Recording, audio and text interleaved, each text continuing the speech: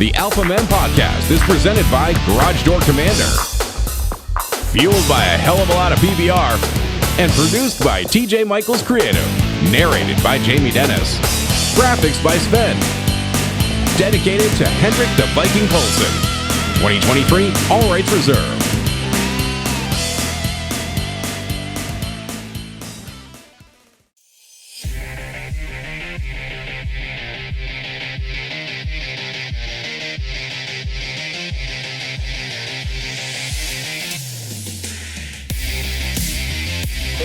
Seconds. Guidance is internal. 12, 11, 10, 9. Ignition sequence start. 6, 5, 4, 3, 2, 1, 0. All engine running. We have a liftoff. Liftoff on Apollo 11. You ever notice how men are portrayed in movies and TV shows? Tired of seeing men portrayed as dopey Homer Simpson clones? Tired of the attack on men? Tired of the woke labeling everything as toxic agenda? Tired of the wussification of the American male? Well, then you're in the right place. Look, we love and respect women around here, but the truth is, we're wired differently than the female species. And if there can be a place where the chicks can get together on TV every day, like that awful program The View, we figured there should be a place where guys can be guys, and we're capable of creating an equally horrid program. So get ready. This is a celebration of man. Because after all, who built the Empire State Building? Who built a rocket and landed on the moon? Who created the very computer algorithm that allows you to find this show? That was created by Ada Lovelace, a woman. Okay, great. Credit where it's due. But I think we can all agree the algorithm sucks. Who created the automobile? The Egyptian pyramids? Who stormed the beaches of Normandy? We don't talk about feelings here. We will question the validity of your man card. We're not politically correct, and we'll stand up and fight back against a culture that's determined to transform us into a bunch of neutered pansies. This is your weekly dose of toxic masculinity, a show created by men for men. This is the Alpha Men Podcast. And now, two men who don't own a pair of skinny jeans between them, TJ Michaels and John Stacy.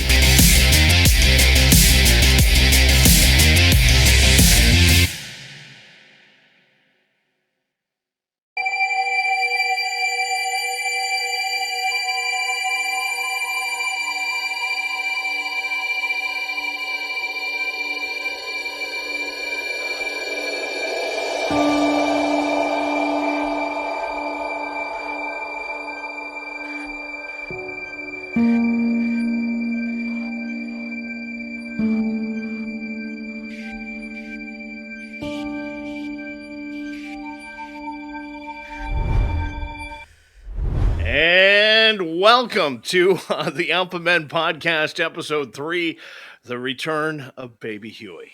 Yes, yeah, I am TJ Michaels. My co-host tonight is John Stacy, and buddy, it's been a couple of rough days in the Green Mountain State. It really has. I have been seeing it on Facebook and social media and everything else. Man, I come to you. Yeah, I come to you from Barrie, Vermont, just about 3 miles away from the state capital of Montpelier. Of course, John is in North Carolina and in Trinity, and we got like 11 inches of rain in the last 2 days. We have dams that are on the verge of bursting, roads that have been destroyed, cars.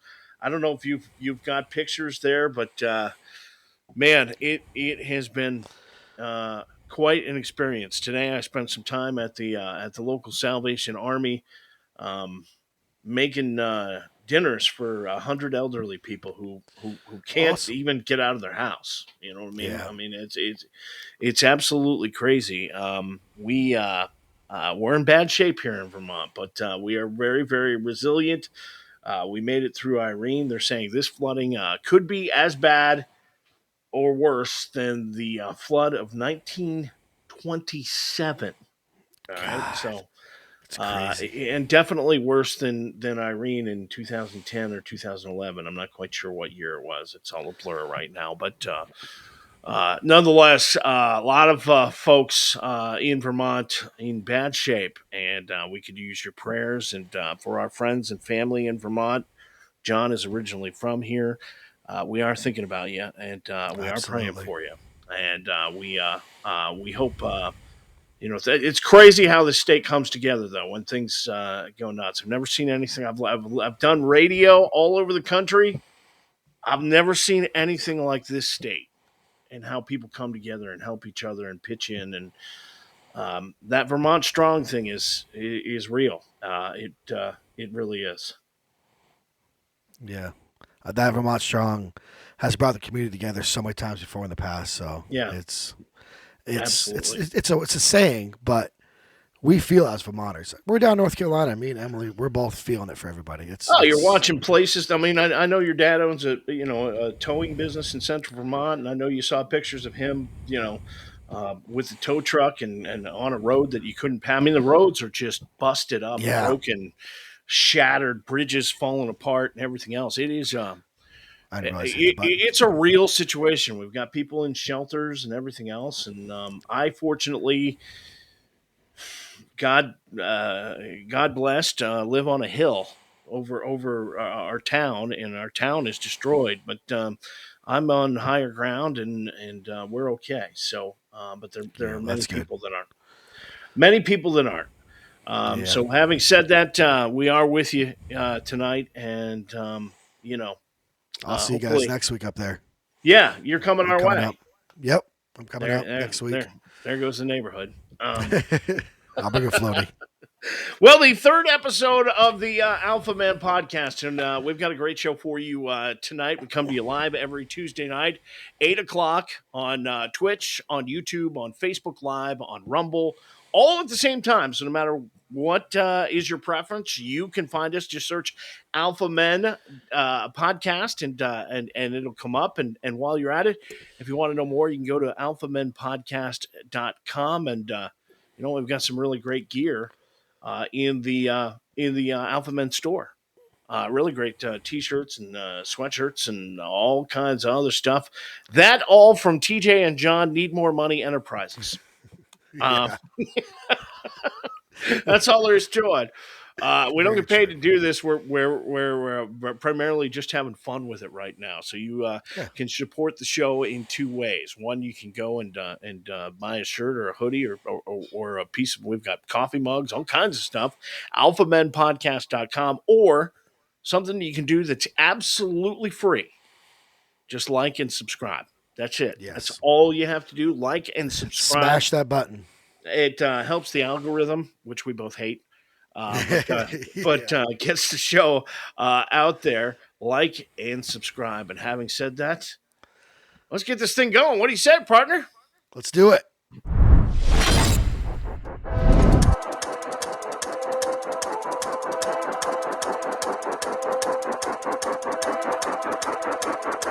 The man, the myth, the legend. The man of the week, brand new segment. Yeah. Yeah. This week's man of the week is Joey Chestnut. Listen, Jaws. is there anybody more dominant than Joey Chestnut? I can't eat that much. I mean, I can eat some food, but wow. Here's the deal. I mean, you can argue how much of a sport that competitive eating really is. I mean, John's been in training for years. All right. But there is no denying the dominance of Joey Chestnut. Last week, Joey Chestnut waded through the rain and took his 16th mustard belt. This is a big deal. The mustard belt. Nathan's famous 4th of July hot dog eating contest. And you want to talk about dominance. Dude, this guy is unmatched. Am I right? Yeah. I mean, I was just looking at some of his stats. Yeah. I brought it up real quick. Yeah. I mean, let's just bring up. He ate 5.9 pounds of funnel cakes in 10 minutes. 5.9 pounds. It's and very John airy. calls that Friday night at the fair. He ate 121 Twinkies. Yeah. That's breakfast. Yeah, right. 121 Twinkies. You have a time on that? 6 minutes. 121 Twinkies in 6 minutes. No. Now, like my wife would go, this is disgusting, right? It's Yep. disgusting. Yet she loves that guy that used to be on the Man versus Food guy Ah, because he was endearing, right? I mean, yet she thinks Joey Chestnut in competitive eating contests are disgusting. It's kind of like The Bachelor. Did you ever watch The Bachelor? Or when my wife watches it, and I have to sit there and suffer. right. So your wife watches The Bachelor. My wife watched The Bachelor. She watched Rock of Love with Bret Michaels from Poison, right? Yeah. And this is a show about a guy who's trying to get 16 women to sleep with him, right? Am I It's right? tough love. It's tough. Right. Tough. And so any other time you would hear a woman go, well, that is sexist, right? Like I can't, but you put it on TV and call it The Bachelor. Oh my And God. give it and bring a rose. You got to bring a rose. That's the It key. makes Is no the rose. sense. Is it the rose? Unbelievable. Here's the So deal. back to Joey. Joey Chestnut, you want to talk about dominance, okay? Throughout his career, he has owned Major League Eating records in 54 different categories. Okay? No joke. All right? Including chicken wings, Twinkies, hard-boiled eggs, grilled cheese sandwiches. On the 4th, he won 62 hot dogs and buns, okay? That is a total of 1,214 total dogs eaten since 2005 in just the Nathan's hot dog eating events. And that's like the equivalent of what, the Statue of Liberty I saw or something. Right, yeah, it would be as tall as the Statue of Liberty, 1,214 dogs. All right, that's over 680 more than any other competitor during that time. Each hot dog and bun is 290 calories. That adds up. I've done the math. 352,000 calories taken in during each Nathan's event. I do that before lunch. And dude, people talk about icons in the sporting world. You got Dale Earnhardt. You got Michael Jordan. You got I don't know. Jack Nicholson. Golf. Who? Jack Nicholson. Not Jack Nicholson. Yeah. Okay, in golf. All right. You got all these sports. Like Joey Chestnut has won 15 of the last 16 years the Nathan's hot dog competition. That's above any competitor in any sport ever. Lance Armstrong, forget it. Right? Dale Earnhardt, can forget it. I want to see the 20 on 20 on ESPN on Joey Chestnut. I mean, right? Yeah. Forget Sit him Michael down. Jordan. All right? Forget, boxer. Mike Tyson. Mike Tyson. That's it. I couldn't come up with Come it. on. Forget Mike Tyson. So Give me Joey. some of the stats, I had to stop you here. So we all love, a lot of us love Putin, being up northeast and stuff back in the day. He ate 28 pounds in 10 minutes. Of poutine? 28. Yeah. 28 pounds. You imagine that. Oh. Man. I That would want make some now. Little Miss Muffet's tough at curl. Unbelievable. He vastly deserves it. Man of the week He this does. week, Joey Chestnut on the Alpha Men podcast.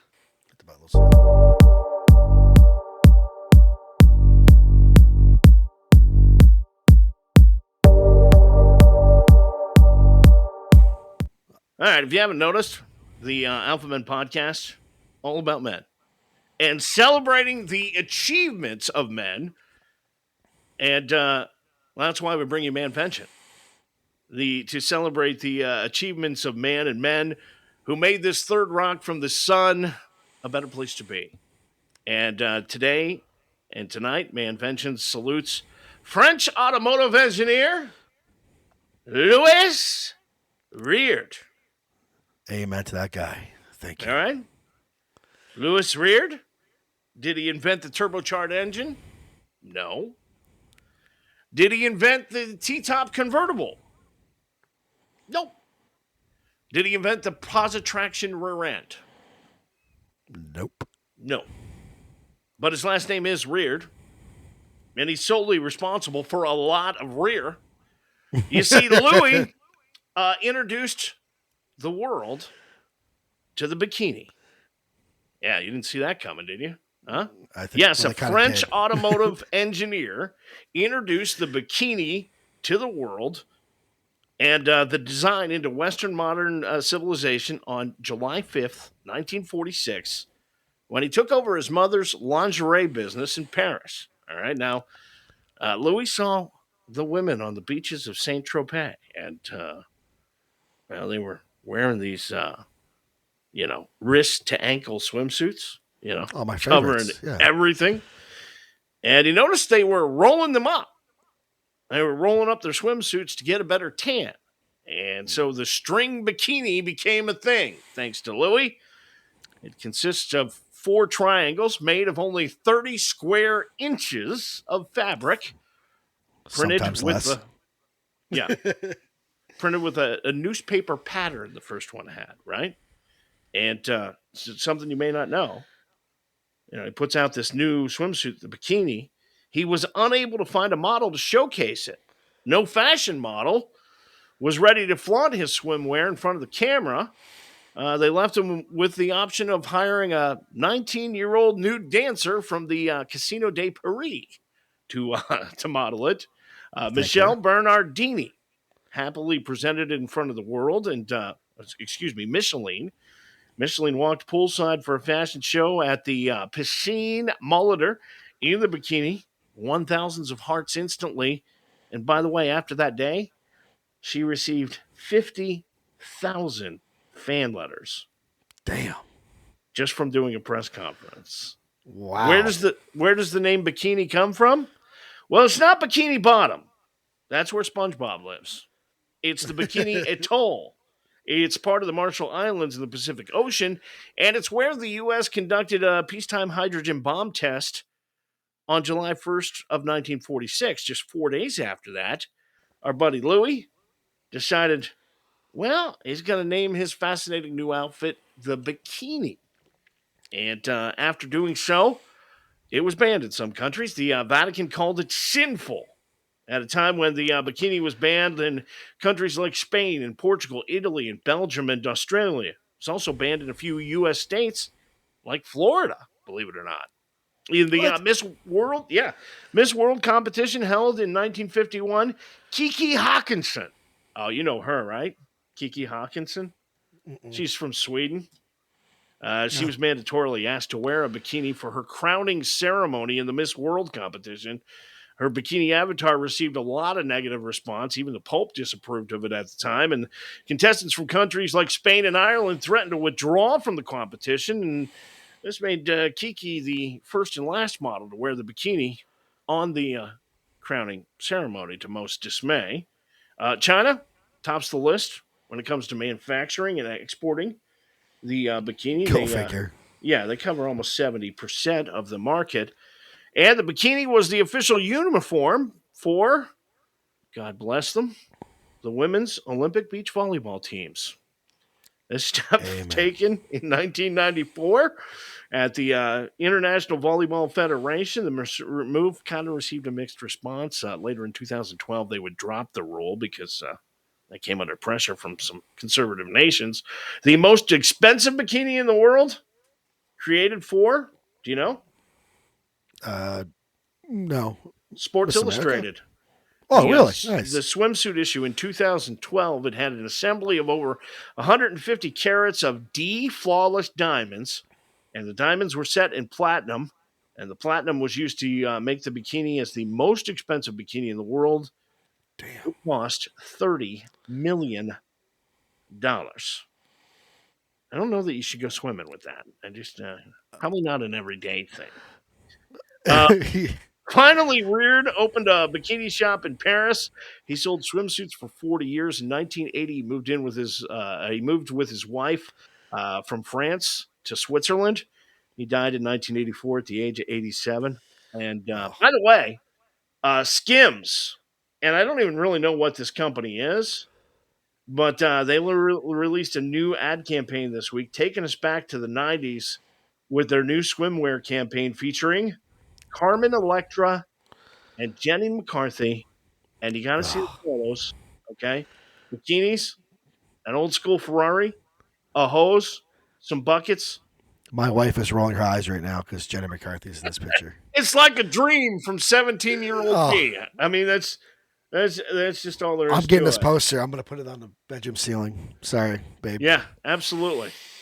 So that's the deal. That does need to be a poster, doesn't it?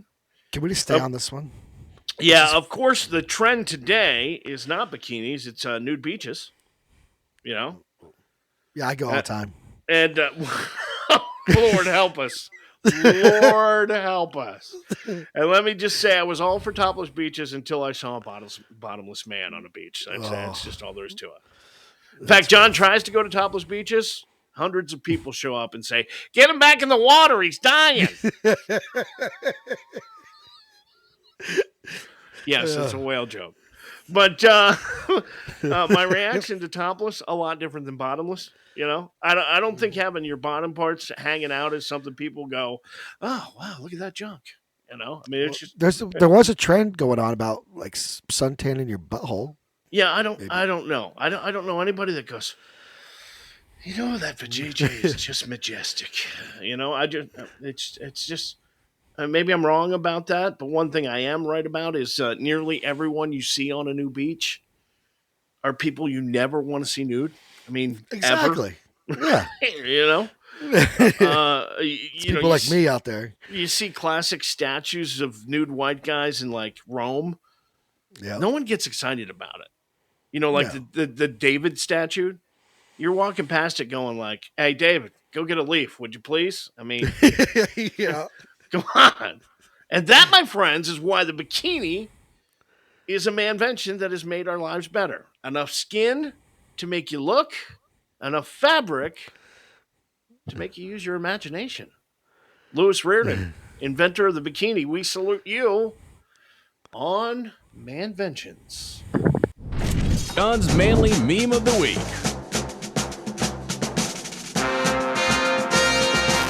Sorry, I got delayed. Look at that poster. All right. It's distracting. I get it. It is distracting. So I picked this meme. Honestly, Carmen Electra and can't come up with her name now. my wife has commented and said, Yeah, right. She has said, I don't support that. I'm sure she doesn't. But it is. So the manly meme of the week is somebody that most of us grew up watching, especially you because you're much older than I am. Uh-huh. But we all got to appreciate people that. Thanks for telling people that. I appreciate it. Just look at you. I mean, you look old. I'm very svelte for my age. Thank you. Right. Yeah. Run through a mud tiller. You just click the Wayback Machine here, pull this lever. Anyway, go ahead. Christopher Walken. Right. But we have all watched the show. Well, most of us have. My wife doesn't like it, but he's my favorite guy. I love the show. What show is it? Married with Children. Oh my God! It's the greatest show ever. Al Bundy. I mean, how can you go wrong with this guy? I mean, the guy lives the dream that we all want to live. You know, happy wife, happy life, 2 great kids. That is the best job. That is me Sunday afternoon, about 3:30 in the afternoon. I believe it. Watching NFL football, one hand in my pants. All right, I mean, it's just holding the remote. That's the way it is. Deleted. But here's the deal: you can't deny as you get older, you do that. I mean, that's an old guy thing. That's what happens. Yeah. You know. Yep. I have to agree. Nobody else is going to give him some attention. I might as well. I'm just saying. Amen. You Amen. know? Nice. So I'm going to drink to that statement right there. So anyway, Al Bundy, an icon, and actually, I have the top 5 greatest Al Bundy quotes. Oh, this is going to be good. Number 5, I'm jealous of everyone not married to you. Now look, we're having good fun here. I adore my wife. All right, I love and respect my wife, but it's Al Bundy. Okay, It's Al Bundy. Right. That's right. I agree with you. Number 4, life didn't pass me by; it sat on my head. Very, very good. Number 3, behind every successful man is a woman who didn't marry me. So Number true. 2, threats don't work on me. I've already been to hell. And number 1, and probably the greatest quote ever on television. Let me tell you something. I served my country. I played high school football. 4 touchdowns in one single game. Yet I'm not exempt from any state or federal taxes. Is That's this any so way true. America should treat a hero? That's so true. You can't go wrong with Al Bundy. I mean, his wife Peg wants to jump his bones nonstop, and he doesn't want it, which we both know And here's the that thing. would be us. They made Peg they made Peg is not an unattractive woman. No, absolutely Right? not. Right? She's not hideous at all. And it just that show was just an incredible. I'd love to see a reunion of that show. Oh, that'd be great. Do you know they never got a chance at a reunion of that show? It was canceled, and they called them on the phone and said, "Yeah, you're done." Wow. Biggest That's show. horrible. That's the show that launched Fox Television Network. I mean, it was Married with Children and The Simpsons. Those two shows. I mean, that's what's responsible for Fox growing to be, really what it is. So That's awesome. very, very cool. Manly I Meme salute you, Al tonight Bundy. from Al Bundy, Alpha Man, legend, and icon. Over the verdict, this is Man Court. All rise. The sometimes Honorable T.J. Michaels presiding. Man Court. Honorable. I gotta get my gavel, which is actually a beer tap. I have the gavel Blue here. Light, grapefruit. Yeah, I know. You're definitely Labatt, honorable. It's a Labatt Blue Light Grapefruit beer tap. My daughter bought it for me in an antique store in Ohio. Oh, cool. She was like, "Dad, it's an antique. This is it, right? Right?" She's like, "It's an antique. I'm gonna buy it, bring it home for you." I'm like, "Don't waste your money. Please just." But I love my daughter, and she was thinking of me, and it's the thought that counts. But anything that says grapefruit under it, probably not an antique. If you know. I'm not sure they were, 50 years ago making Blue Light with grapefruit in it. I think that would have been taken a completely different way, if you know what I mean. So, Yeah. Hey, before we start this thing, yeah, little technical thing. Bring your camera Mhm. down. I just noticed the co-host thing is kind of cutting your head right off. Oh, Can you bring your really? camera down a little bit? Yeah. Yeah, we can do that. Hold on a second here. I just happened to notice on the Yeah, I screen mean- over here. So this is what happens, ladies and gentlemen, on the third show. Is that better? Yeah. You're not gonna see your whole face, but yeah. So it's worse. It's better. It's better for others, not for me. All right, here we go. Man Court is the case of the meddling best man and the bitchin' bride tonight. Docket number 071123. Our plaintiff is Chris from Plattsburgh,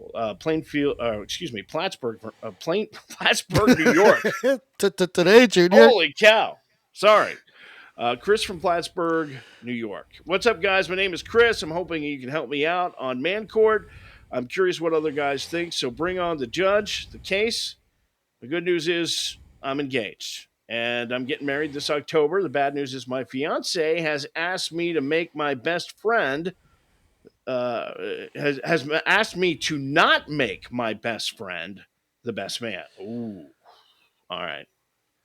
All right, so harsh. she doesn't like the best friend. All right, She's not on. make him the best man because she hates him and thinks he'll get drunk and make a crazy speech at their wedding. I have no idea in the history of anywhere where that has ever happened before.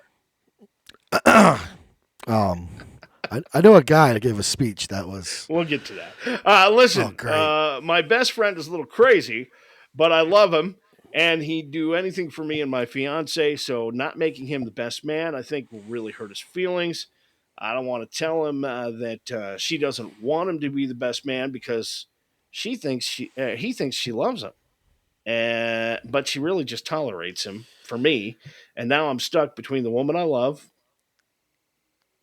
my fiance, Yeah. and my best friend, and I don't know what to do. Signed, Chris in Plattsburgh, New York.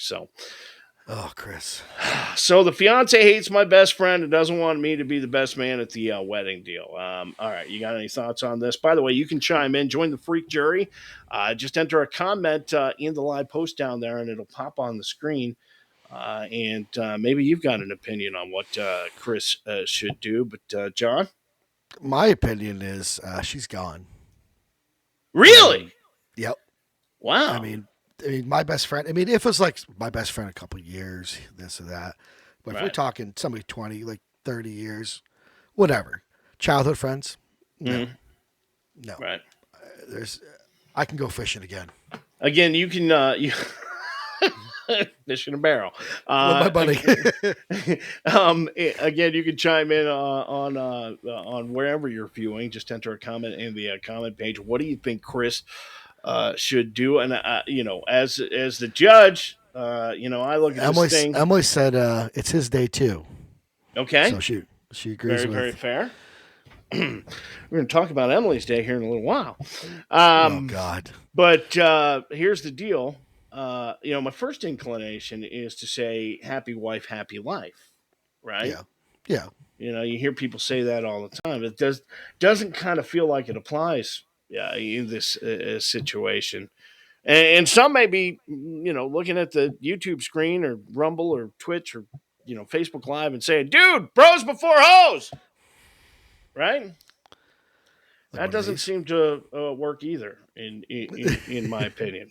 And what really kind of strikes me about this whole problem is, Chris, you're not even married yet, and it appears like there's really not very good communication from the get go. And maybe seriously, you honestly talk to her just like you did to us in this man court submission.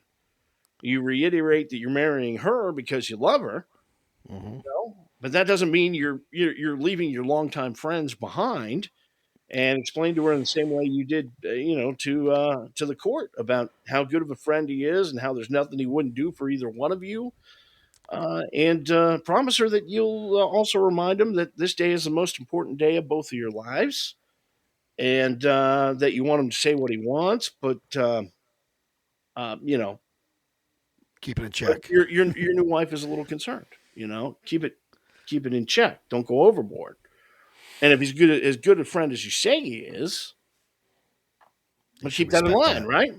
She respect that if it's truly that friendship. Yeah.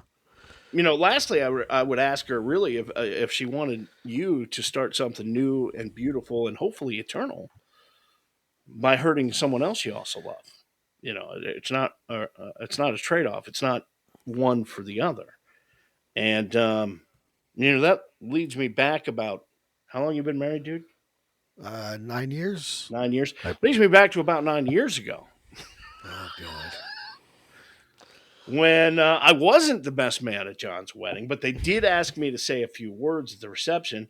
Oh, we didn't ask you. You did. Yeah, you just grabbed the mic and. No, I did not. You asked me to say some things, Oh. and that is a decision that will live in infamy, kind of like Pearl Harbor.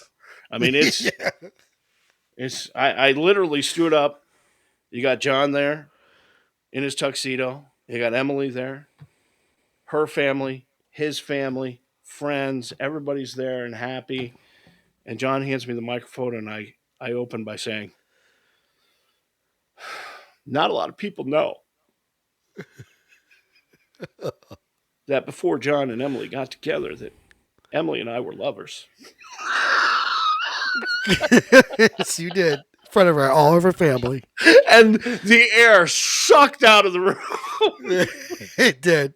It was hot in there too. And I consider her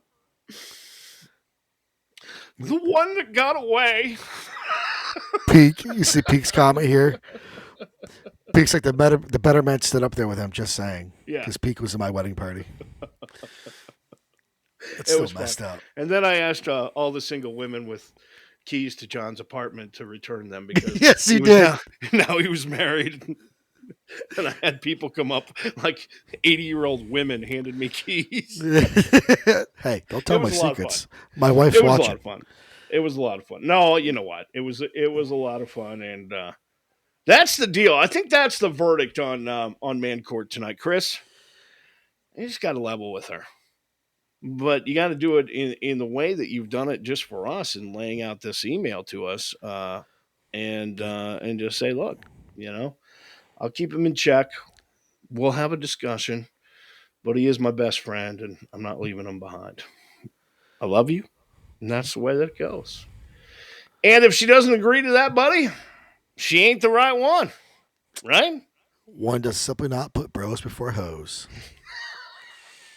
I don't know if we need to go that far. If you have a problem you can't solve and you want to put it to the freak jury on Man Court, just go to alphamenpodcast.com and click the contact button and send the problem off to us. Chris, you got your answer. That's Man Court tonight on the Alpha Men Podcast.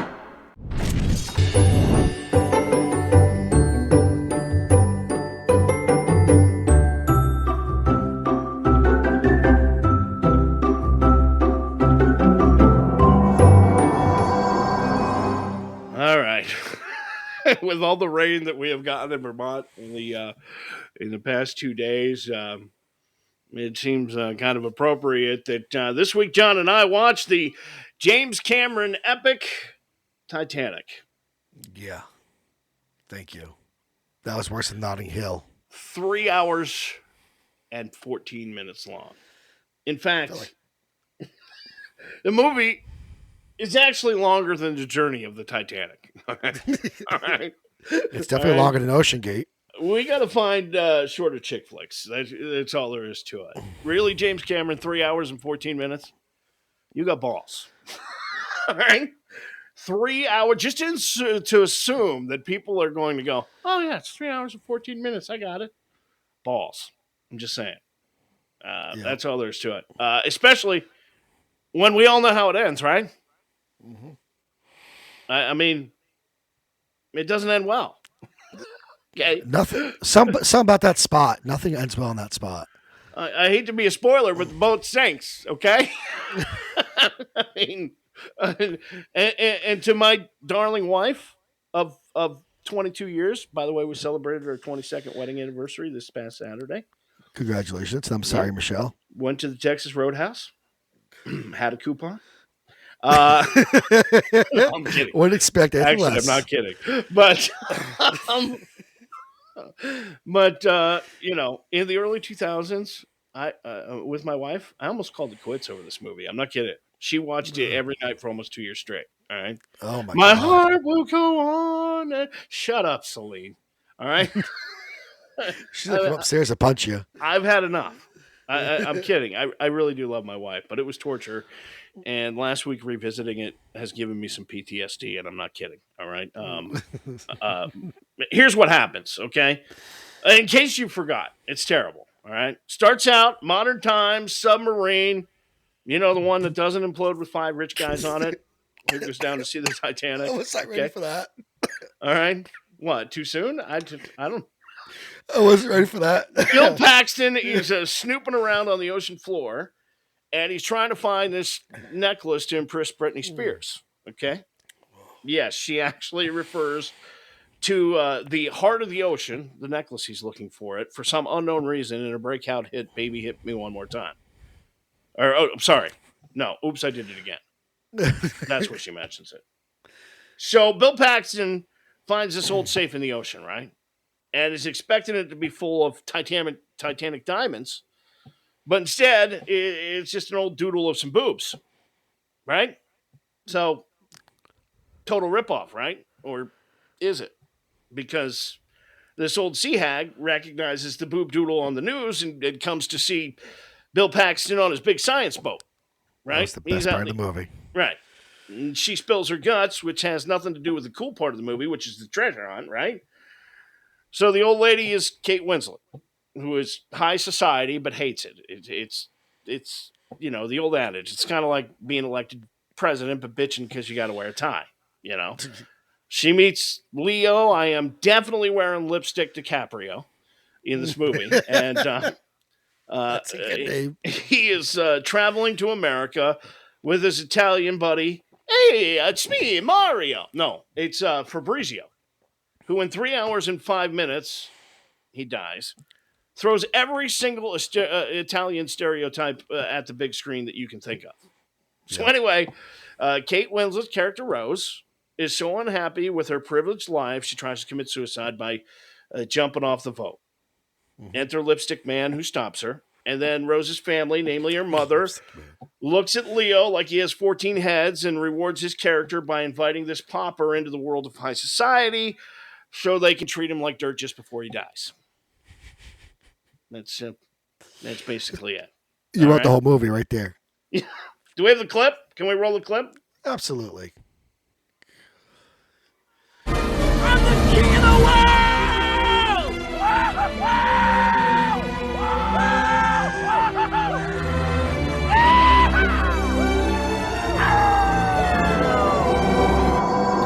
I wish we could use the other clip with the drawing. Yeah, right.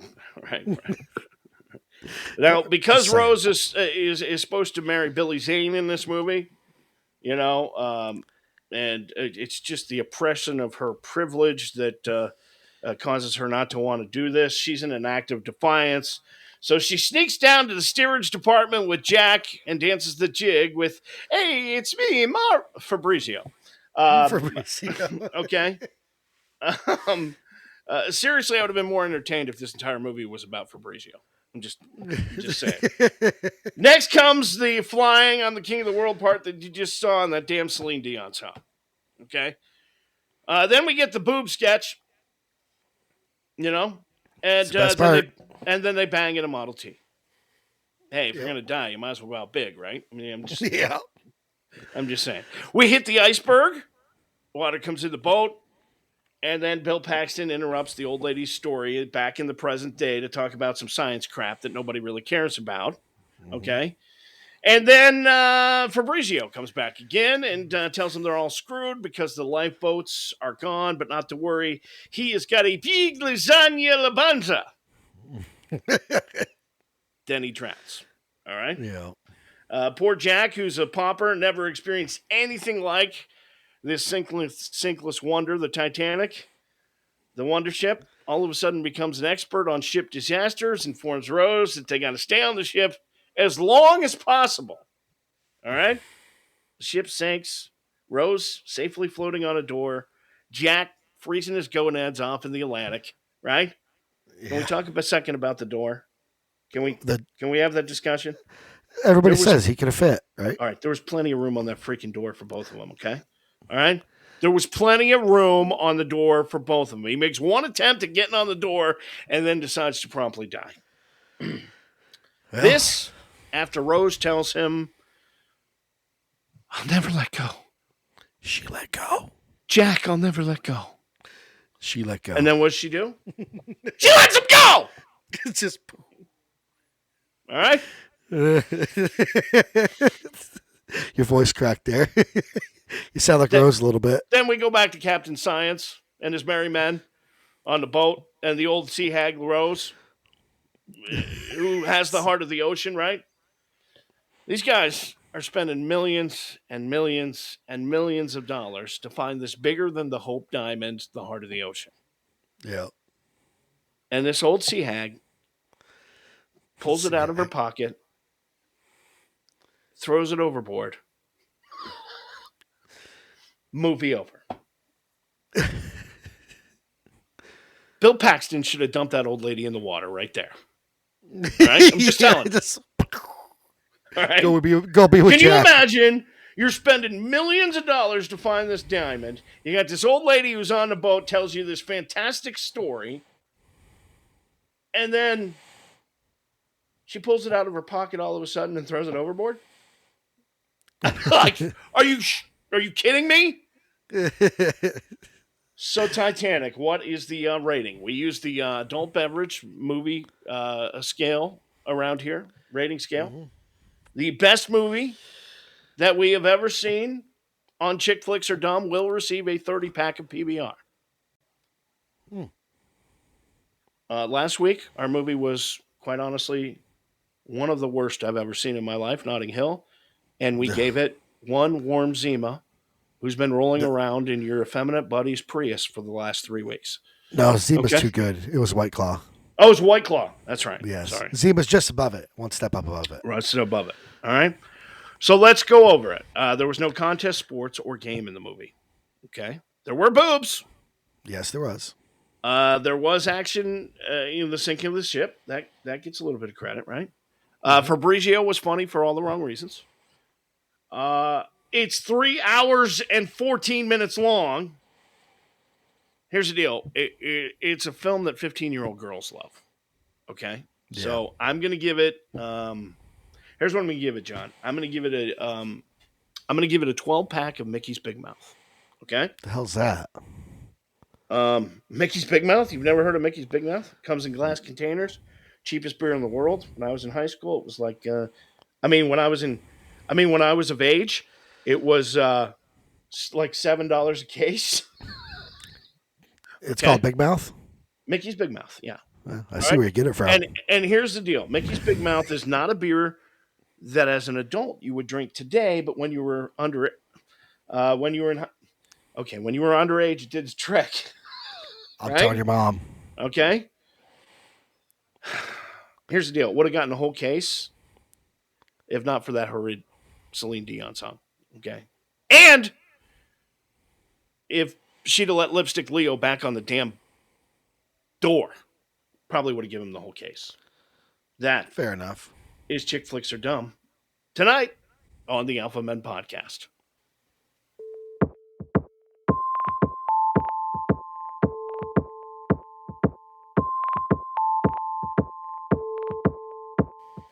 All right. This I'm curious about.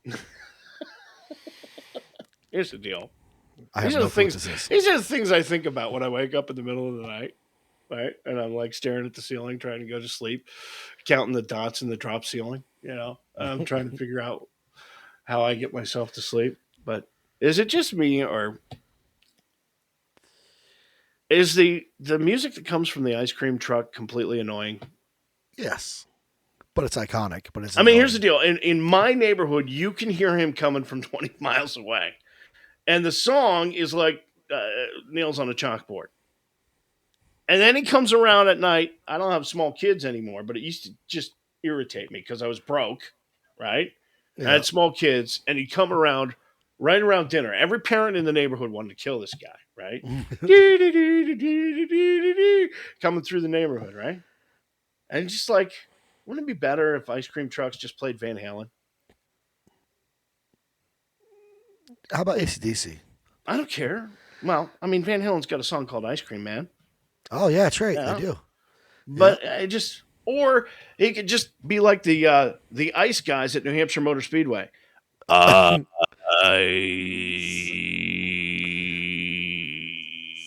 guys are so iconic. I'll be there next week. I'll be there in New Hampshire for the. I know you're going to be there. You know anybody can get me tickets? I knew a guy. You know a guy? It's about 4 hours too late. You should have asked me. Deadline was 4:00. I think we're going to the Red Foreman Awards here. We jumped ahead one segment, I think, but No, we're on schedule. Oh, okay, all right. I said, how far are you going to go with this? I don't know what you're doing with the ice cream, but it makes sense. I do agree with you on the whole.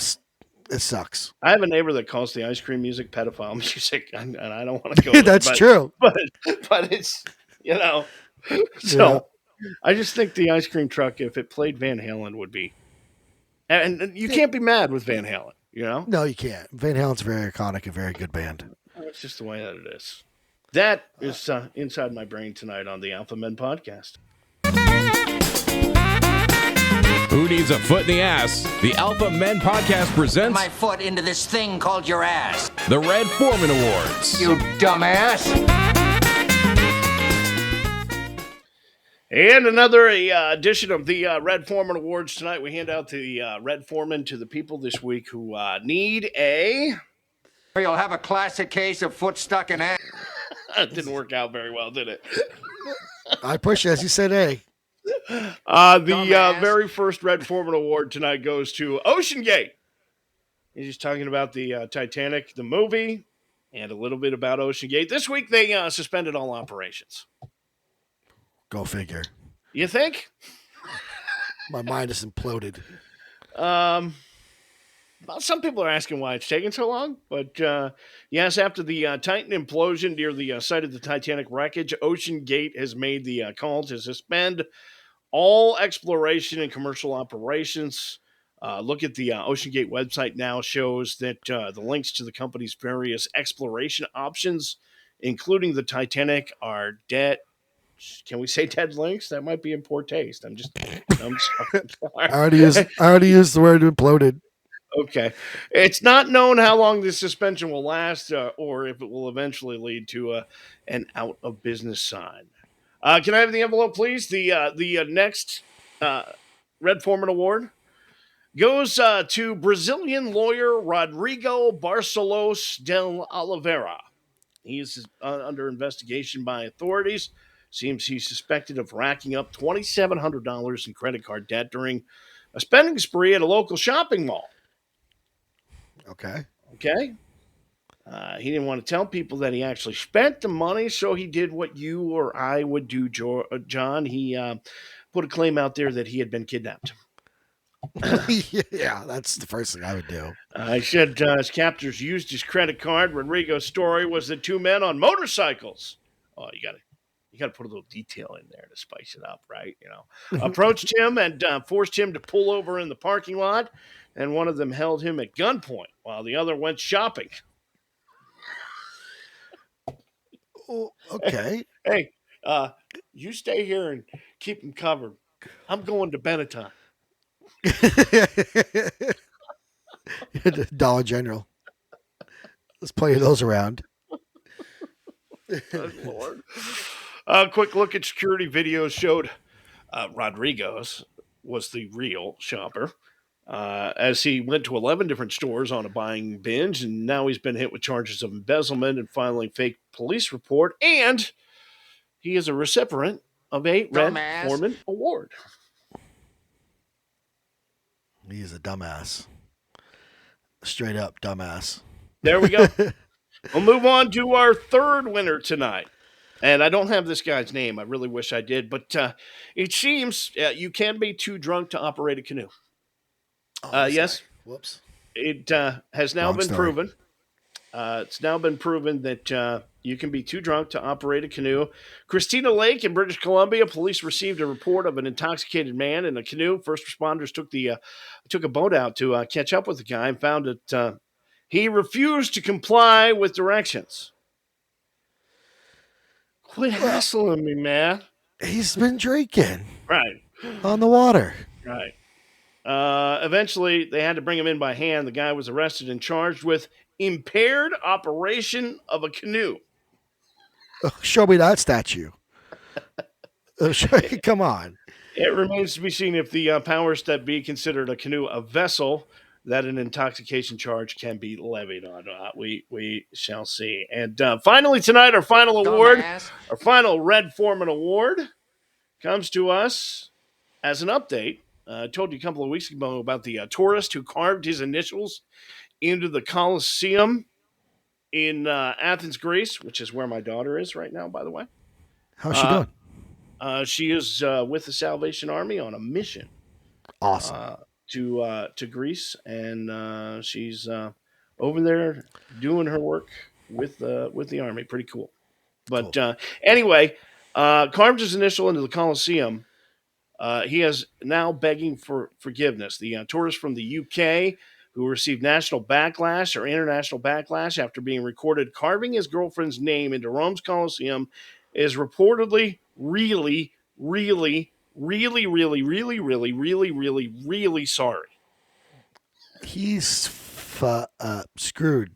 Ivan Dimitrov and his girlfriend, Haley Bracey, were tracked down in Bulgaria this past week by Italy's military police. Major Roberto Martino says he told us he was very upset by what he had done, and he kept apologizing for it, adding, I think he was worried about the consequences of any trial and explained that he could be jailed for between 2 and 5 years and fined up to 15,000 euro.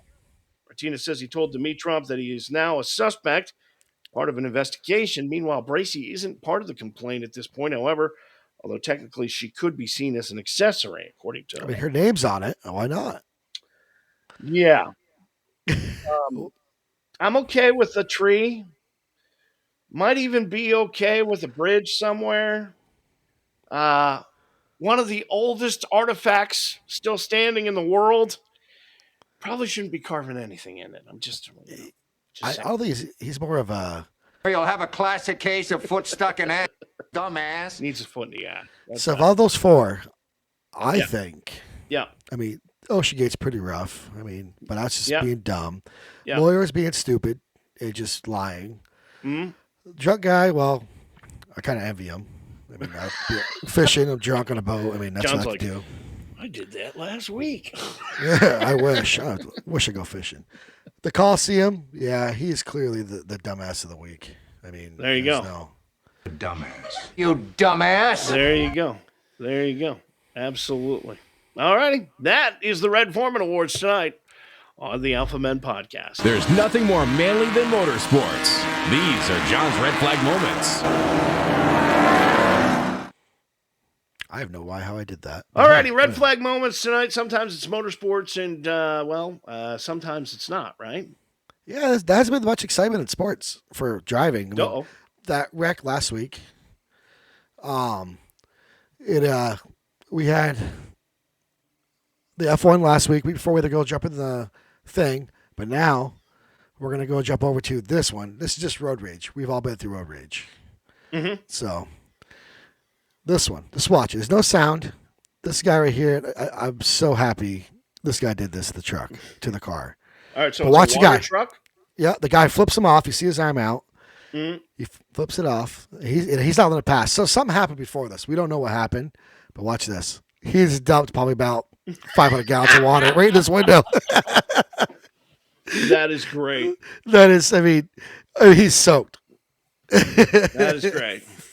So, I mean, eventually I'm going to get some good wrecks with NASCAR or F1 or whatever. If somebody has something good, I mean, send it over because I'll use it. There's so many. AlphaMenPodcast.com. There's so many footages we've all seen over TikTok and social media.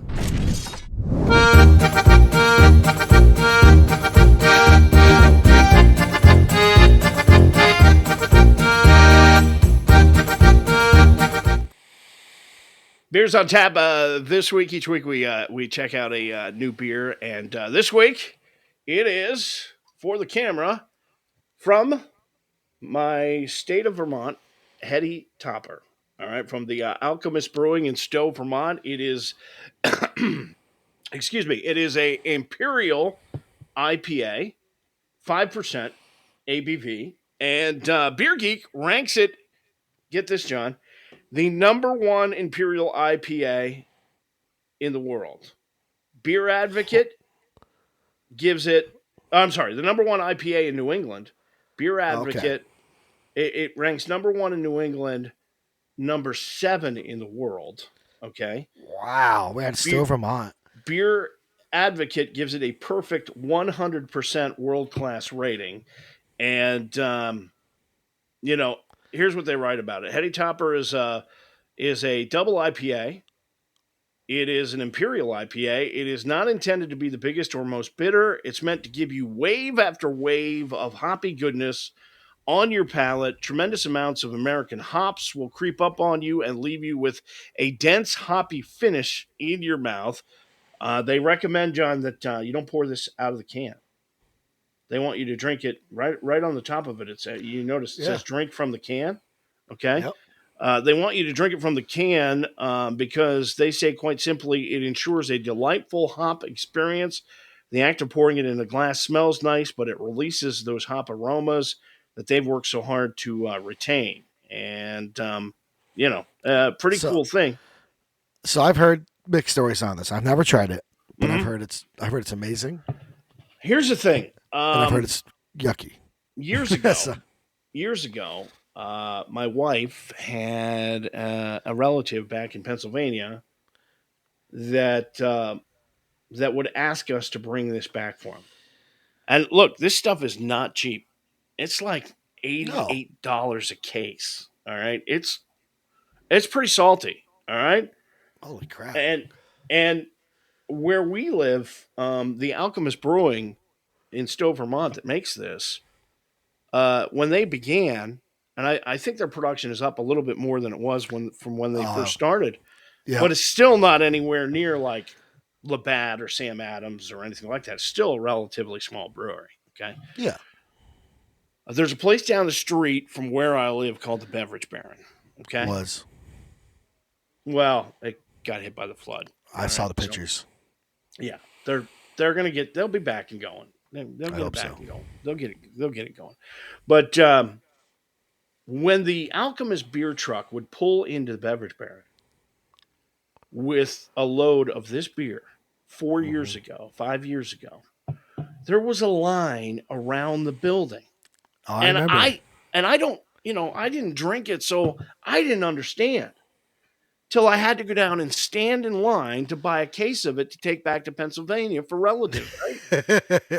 So you know me, I'm at the Beverage Baron and I'll talk to anybody, So I'm like standing in line. There's this line. It wraps around the whole store, goes out the front door and across the parking lot. And they pulled into the thing with 100 cases of this beer. Okay. And they sold 100 cases in about 17 minutes.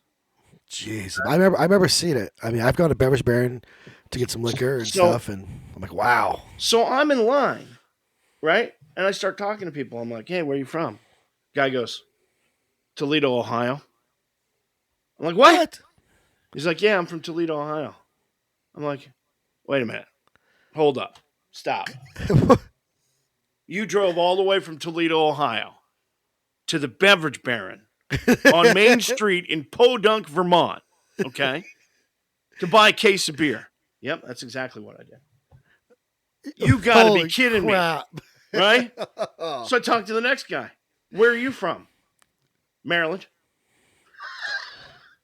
And that was literally going on.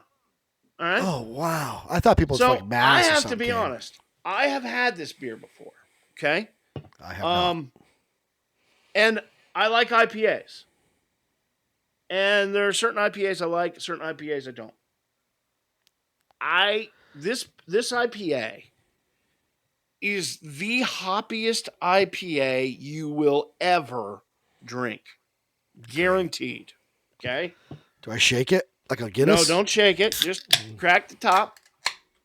From the Alchemist in Stowe, Vermont. Whoa, this is Hetty Typer.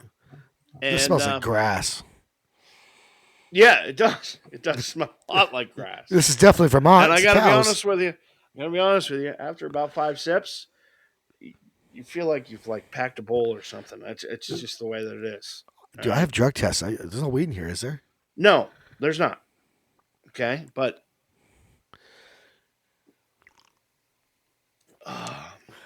and here's the thing. Whoa.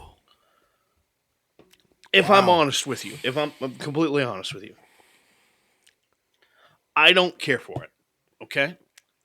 But I recognize that people do really like it. Take another sip. Okay.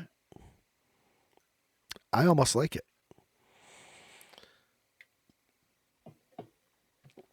See, it's too hoppy for me. It's way. See, the initial it feels for me, overdone to me. The initial was a wham, like really hoppy, but now it's not that bad. Yeah. I guess Anyway. I'll put a flannel on and get a man bun, I guess. Here's the thing. The very fact that this beer ranks number 1 in New England, that this beer ranks number 7 in the world, tells you that it's a good beer. All right? Yeah. We all have different tastes. I can tell you, and I love IPAs, this one to me is over my head. Okay? What would you get for a rating, 1 to 10? I'm gonna give it an 8. I'm gonna give it 4, an 8. Actually, 5. I kind of like it. It's just too much for me. It tastes way overdone to me. But again, I understand and I know there are people that's what they want. That's the taste they're looking for. For me, it's 8% not. too. It's what? It's 8%. Is it 8%? Yeah. I thought it was 5%. Go. Ooh, look at that, 8%. Anyway, look it up. So, I was thinking instead of if we're doing these beer things weekly, yeah, let's pick our beer now. Well, we got But here's the issue that we have. Okay, the issue that we have. Oh, you're going to be up here next week, though. Yeah, but in general, we should start picking our beer, and then maybe our viewers, if they Yeah, can well, get it. maybe they send us a suggestion on what we should do next week. Oh, no, that or let's say we'll get PBR next week, whatever. The people who are watching can Everybody knows what PBR tastes like. get a PBR and they can drink with us. And here's the deal: if we're going to do PBR, I'm not going to be able to drink one. I'm going to have a 30 rack behind me. I mean, that's going to be awful. Oh, your wife spoke up here. Anyway, She says, "Careful, John." Yeah, there we go. Oh, my wife did too. Both of our wives are watching. Great. That's great. That's great. Anyway, if we pick this week, see, the problem we have is John is in North Carolina, and I am in Vermont. And so what's in the store in North Carolina is a lot different than what's in the store in Vermont. So we try to find something that both of us can find to review every week. You're giving this one an 8. I'll give it a 5. Okay. That doesn't mean that I think it's terrible beer, because I know people love it, and I know this beer is highly regarded. It's just not my taste. You know what I mean? That's just the way it is. But I don't know. Next week we could do Bud Light. That's a joke. I'm sorry. This is fabulous. No, no. Oh, maybe snort. The fact that Bud Light has become a joke is just completely self-inflicted problem. Your wife says it's sip of sunshine. Sip of sunshine. Can you get that in North Carolina? Lawson's Sip of Sunshine? I have no clue. I'm flying out tomorrow to New Hampshire, so I won't be able to look. Oh, you're going to be up here. I'll be up there. Yeah. All right. So we're going to do Sip of Sunshine next week, and we will also do You my know what? wife. Yeah. Let's do whiskey. It's a man show. Okay. Let's do whiskey for one together. All right. We can do whiskey one night, I guess. We'll have to post it. I'll have to look at the liquor store, and I'll post what we're gonna drink. Right. As long as you're buying it, I'm game. I'll grab some in New Hampshire. So now we have to jump a little more. Well, we're at the end. Oh wow. We are at the end. Here's the deal. We have a lot of friends and family in Vermont that have had a really rough couple of days. I can't thank the people that have pitched in and helped out and gone above and beyond the call and helped neighbors. And, my wife or my daughter and I today went and made meals for a bunch of shut-in elderly people who can't get out of their houses. And so it really is incredible to see Vermont come together. And because we're doing beers on tap right now, I guess we say thank you so much and cheers. Cheers, Vermont. And we will see you next week.